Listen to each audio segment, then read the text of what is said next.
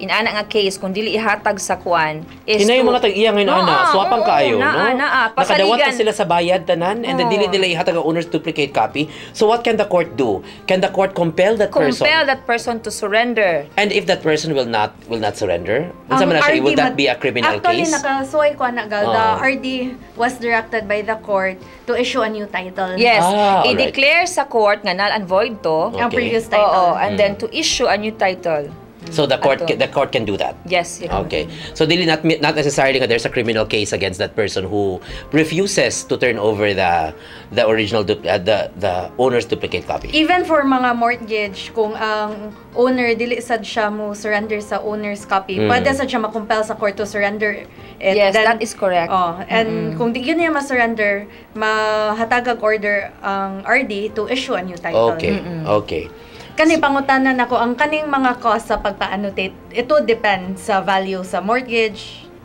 Would that be the case? Ang ato ang registration fees magdepend sa consideration, example mortgage. Kung pila ka milyon, the higher the amount, the higher the fees. So depending yun na on the value of the property.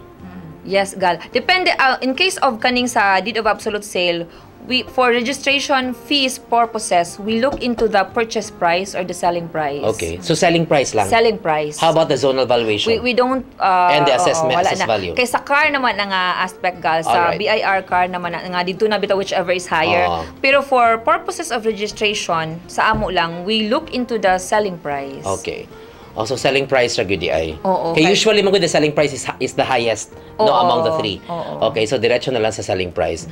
Pero sometimes what if nga ang Registry of Deeds makabantay gyud nga dili ni mao ang selling price? Can the Registry of Deeds contest the selling price? No, we cannot do that, gal, because ang function of the RD is ministerial in nature. Okay. I am asking this question because there are a lot of buyers and sellers who kana bang to prevent from paying taxes, ilang buhaton is kibalo man sila nga mao ning assessed value mo pud ni ang zonal valuation sa BIR, ilang iubos ang consideration or ang purchase price kay para lang gamay ang buhis nga bayaran. Pero ang tinuod di ay taas kaayo ang purchase price. So ang Registry of Deeds cannot question we will not look into that because ang among function is ministerial. Okay. So as long as the document presented for registration is proper in form and substance, we are compelled by law to register that instrument. All right. Unya, with the computerization di ay gal, ang BIR mulink na sa RD. Yes. So, kay rampant sa ganyang mga fake na car. So, karon nga ang ato ang padulungan is mulink na ang BIR sa RD. So wala na ma-eliminate na ng fake na car. Kung kanang issues about selling price, difference in market value, ma-address na gal. Kay kami meaning sa car? Certificate authorizing registration. Okay. We require that for transfer. Like kung mo transfer. Diha ka mo bayad sa imong 6.5 na capital gains tax, diba? Yes, sa BIR. Okay. So we need that as one of the requirements for registration ang kanang BIR car. Okay. Not only capital gains tax, also estate tax o donor's tax kana. Mo na imong car. Mo na dili car nga auto ha. So usually mo gid pangayoon before ma-transfer sa Registry of Deeds, mo bayad sa mo sa BIR, after that mo adto mo sa Treasurer's Office. Kay mo bayad mo sa inyong transfer tax, and then mao na ang duha nga inyong pangayoon sa Register of Deeds. Also the notarized document, which is the deed of absolute sale or the deed of donation or the extrajudicial settlement. Question, nganong karon mangayo man ang Register of Deeds og resibo sa notarization? Kuan manggudgal kaning kabaw man ta, it's a fact na daghan kayong binuang pud sa notarization, di ba? Even those natay mga reports nga ang nipirma sa pagnotarize ang asawa. Alright. Or patay na nga notary public. Patay na nga notary public, kasigi pa og notarize. Notarization is a very important act because that would make the document public. So kami, once ma-notarize na, we don't question anymore the identity of those parties nga ni-sign because ang kana siya nga function na naman siya sa kuan sa notary public. So importante. So kamo magbuot ba mo kung pinay gi-charge sa notary public? No, as wala. to how much ang iyahang gikuan kay wala na milabot. Wala na milabot. Ang amo lang resibo. Ang amo lang gal. That's also nice for the legal profession, Marge, no? Kaya at least ba naman goy isa, especially kung amigo kayo kaning ilibre lang notaryo be, umadako kayo ang consideration ba? No, that is also kuyaw ba yan na para sa mga abogado, mga higala? Kaya abi siguro ninyo nga, ang notarization, mura po ni siya o kanang ginegosyo na lang sa mga abogado, dili. Kay once ganing anay adverse claim or naay mga questions sa usa ka dokumento, pati ang abogado pwedeng ma-subject for disbarment because siya ang nag-notarize, ana. So, that's why it is also a burden on the part of us lawyers, especially when we notarize. That's why ayaw intawon mo kahiubos sa inyong amigo or sangkay ninyo nga mga abogado nga mo charge po dako kung when it comes to kay hago sa kini nga mo report, mo keep og files, diba? Correct. Oo, okay, you have the lawyer has to keep the file of the deed of absolute sale. Iya po nang i-report ngadto sa korte kung kanus siya nagnotaryo. And naagid na sa IBP nga atong taripa na supposedly 1% of the total consideration assessed value or zonal valuation, whichever is higher. 1% supposedly.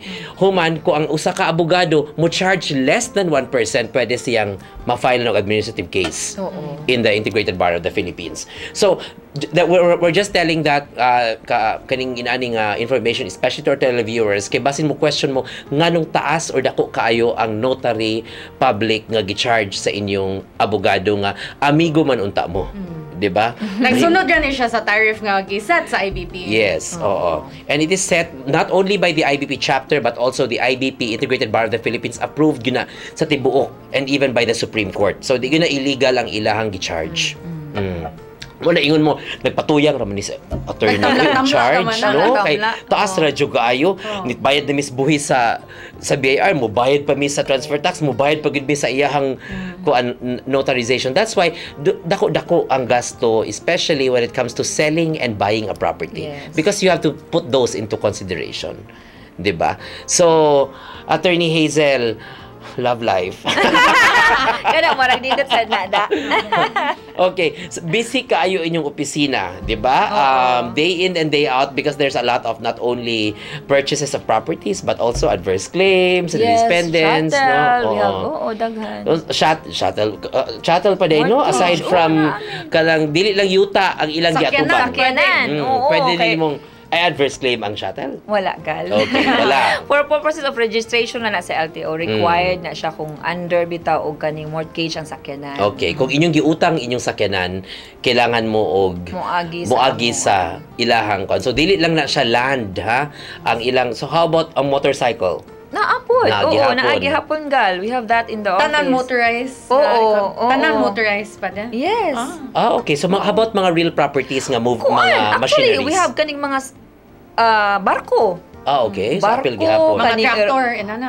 Kaning eroplano. We have pero that, kanang, di ba, sa atong mga real properties, basta immovables, these are also real properties. Yes. Apil na sa inyo? Oo. Kanang elevator, escalator? Yes, kung gusto ka ipakuan, pero wala pa ko yung na-experience ka nagpa-register. So, pwede? Pwede. Alright. Okay. So, pwede I'm happy to know all these things. Correct. I'm also very happy because I did not know. Ako sad. No, I thought only land and kanang mga motorized vehicles ang kuan. So, it can be registered. Basta considered as real property, we will register. These are real properties because the real properties not only land, also buildings, and also even machineries and other improvements. Swimming pool mo, register mo?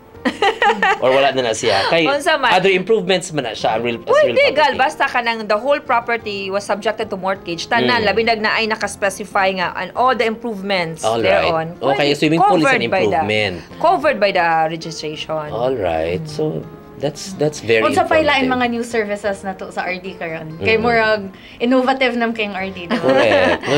Murag siguro one of the most successful computerized agencies in the Philippines. Siguro I would have to say it's the NSO, the National Statistics Office, because through their birth certificate and also with the Register of Deeds. Ang DFA has been trying to computerize itself, but it has always failed. NBI has computerized and then failed. Diba? So, improve na ba siya? I tried getting a I hope. Because last year, March, my gosh, March, 6 months ako naghintay sa kuan. Sa ako ang NBI. Yes. And then, when I adto ko nga to 3 months, I went there para magkuha sa akong schedule. Nagkuha kong number and then I was told to come back 3 months after. When I went there back 3 months, taas kayong linya, so I did not get my NBI clearance. Luckily, I went to Tacloban City, walay tao. So, happy ang Tacloban. But I'm not telling you to go and basig tarang tao mo ito ng Tacloban City, but really, murag after magod the typhoon sa Yolanda, murag they upgraded the systems of Tacloban City NBI ilang giuna. So pas kayo 2 minutes I got my clearance na. In fairness, then didn't 3 months. Yes, and in Cebu City 3 months. Calling my uncle, Attorney Renan Oliva, I hope okay na. So other features na nasa ang trust gid karon sa LRA is really to improve kung unsay naa mo. So I've mentioned katong anywhere to anywhere nga kaning pag-secure og certified true copies. And then we have this, ang amo apong trust gal is really to put the kaning tanang title nga ma-under gid siya sa e-title kaning computerized na kay napamanta katong mga pula. So ang owners, you just go to the Registry of Deeds where your property is located and then you apply for kaning ma-title na siya. Okay. Oo, so advice na ha katong naggunit pa sa mga karaan nga mga titulo, ipaska na ninyo kay in kaso unsay mahitabo, at least they have a server and you can also relocate or get your title immediately. Kay importante jud kay titulo, no? Importante gid siya. So, by the way, ang inyong boss, si Attorney Himarino, is also an awardee sa Cebu City Charter Day. So we are very proud, good gal. Oh, congratulations, Sir Himarino. Karon sa ta mubalik sa iyang, have you been to his rest house? No. Oh, it's very nice. We're inviting ourselves. Oh, let us invite ourselves. If Attorney Himarino is listening, I hope bitaw, Tauganta niya. Ang Celia will be invited. The Cebu Lady Lawyers Association. Kaniya to ni pa-induct di ay. Oo.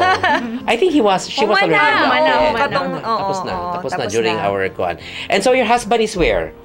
Wala karon gal, naa siya sa US, under a subspecialty training sa medicine. So that's why grabe kay siya ka-career-oriented, no? Career-driven kay wala may love life ang atong amiga din si Attorney Hazel. Focus, oo. But how many children do you have? I have 2, a boy and a girl. And they're how old na? Ang eldest, the girl is 9. And that's Tony, right? Tony is here sa studio. Hi, Tony. Okay. And the youngest is 2 and a half. Lex. Ninang Si ko ni Lex. Lex. Oo. Gwapo na si Lex, in fairness. And very bright kid. No, naliwat na sa mama. Agoy, grabe. Friendship. Well, nagtanaw ang papa karon. Correct. Attorney Hazel Dapitan Espina, thank you very much for being our guest, and I hope this will not be the last. Kaya markuwang pa yung ketong panahon. Yes, daghan pa kayo dapat i-discuss. And we were only, atong na-touch pa good is just surface lang yun. Correct. Tip of the iceberg pa lang good to sa trabaho sa Register of Deeds. I'm sure you have a lot of questions, and if you have questions with the Register of Deeds, pwede ninyong i-visit ang ilang website, which is www.lra.gov.ph. Nara sa atong screen ang website sa LRA. And if you have more I hope you can share to us. Visit our Facebook account, Margarita you can always message her if you have more topics that you want Celia to discuss. Every Monday or every Wednesday, every Wednesday. Every first Wednesday and fifth Wednesday. First and fifth Wednesday at 10 o'clock in the evening. And replays on Thursdays 4 to 5 p.m. Okay. Magpasalamat ko ni Attorney Hazel Espina nga gihatagan kita niyag time. Dili kita kabalibad kung si Regal ang mo invite, pero it's my pleasure to be here. Yeah, thank you very much. Thank you. And thank you also to Regal, even if traffic kayo ni Anhigyo, then I'd also like to greet Jambi who's in the studio. Hi, Jambi comes on. And also I'd like to greet everyone who are watching, especially in Tacloban City. We have avid televiewers there, as in they will never miss our show, especially if they know it's our schedule, Marge. So, yes, Fines Patalinghog, hello, good evening. And of course, to Judy Borja, the former Civil Registrar of Tacloban City. Maayong maupay nga gabi, imo din nga mahusay ka. Ang imong alma mater day, they will have their graduations ang ROTC come this Saturday. That's in Silliman University in Dumaguete. Okay. I'd like to congratulate they're under the leadership of Judge Crescencio Tan. I love you and we miss you. And to all our viewers, thank you very much for staying with us. Thank you and good evening.